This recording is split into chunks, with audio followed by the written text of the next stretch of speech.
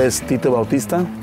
Soy originario aquí de la Ribera de Chapala, del pueblo que se llama Jocotepec, muy cerca de aquí. Y juego tenis en silla de ruedas y representando a México aquí en los Panamericanos Guadalajara 2011. Yo en el año del 66 obtuve la virus de poliomielitis, la polio, que básicamente te afecta a las extremidades. Pero yo soy una persona que tengo mucha suerte porque en realidad tengo las manos bien, todo.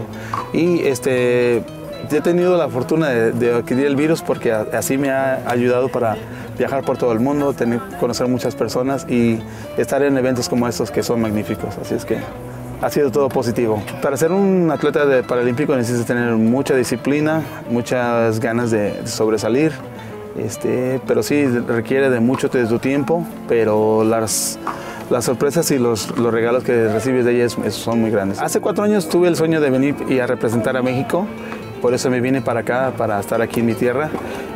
Mis expectativas son de que juegue bien, de que me divierta y que le eche todas las ganas y lo que venga va a venir. Vamos a hacer una academia para establecer y promover nuevos talentos aquí en Jalisco, especialmente con estas finísimas instalaciones para impulsar nuevos valores para Toronto 2015.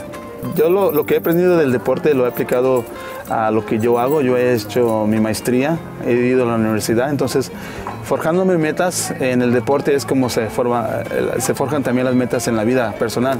Así es que a mí me ha enseñado la paciencia, me ha enseñado tener esa garra para ser deportista, pero también para sobresalir en la vida personal.